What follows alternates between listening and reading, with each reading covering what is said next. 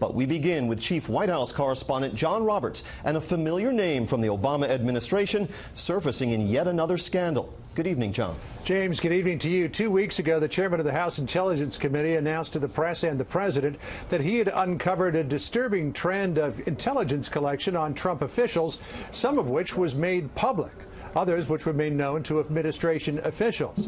Today, we learn more about the how and the who of what's going on.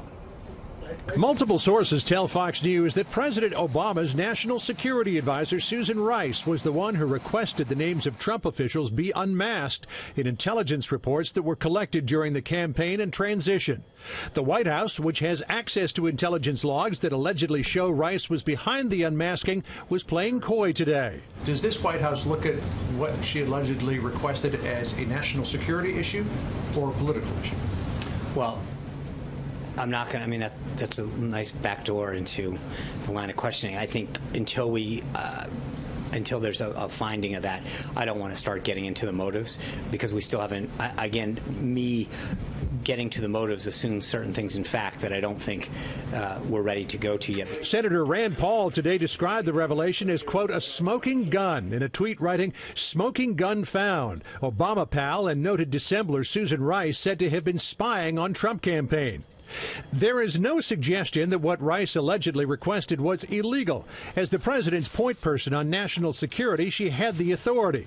But in a recent television appearance, she claimed no knowledge of it. I know nothing about this. I was surprised to see reports from Chairman Yunus on that count today. Rice has a checkered past when it comes to public statements. She had initially claimed the Benghazi attack was in response to a controversial video and praised Sergeant Bo Bergdahl, who faces a court-martial in May for desertion. She served the United States with honor and distinction. In its closing days, the Obama administration scrambled to preserve as much intelligence as it could about Russia and possible collusion with the Trump campaign. Former Obama administration official Evelyn FARKAS appeared to acknowledge Trump officials had been the subject of surveillance. And get as much intelligence as you can before President Obama leaves the administration, because I had a fear that somehow that information would disappear. The extent of the unmasking became apparent when NSC Intelligence Director Ezra Cohen-Watnick conducted a review of unmasking policy.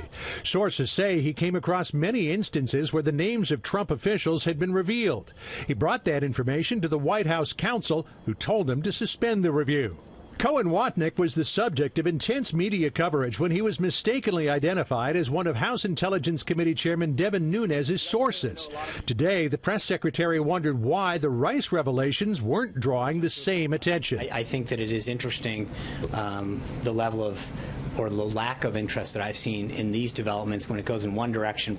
While this new information adds another layer of intrigue to everything that went on during the campaign, it still would seem to fall short of proving the president's original claim back on March the 4th that he was being, quote, wiretapped by President Obama. James? And John, the president entertained a high-level visitor at the White House today. What can you tell us about his meeting with the Egyptian president, Abdel Fattah el-Sisi? Well, President Trump has made it clear that there is going to be a new dawn in relations between the United States and Egypt. President el-Sisi, during the Obama administration, was persona non grata, in part because of his human rights record. President Trump has now met with el-Sisi twice. The first time was at the Plaza in New York City back in September. The president believes that the U.S. needs an ally with a strong hand in the Middle East, and el-Sisi is in solidarity with President Trump when it comes to his desire to destroy ISIS. James? John Roberts at the White House tonight. John, thank you.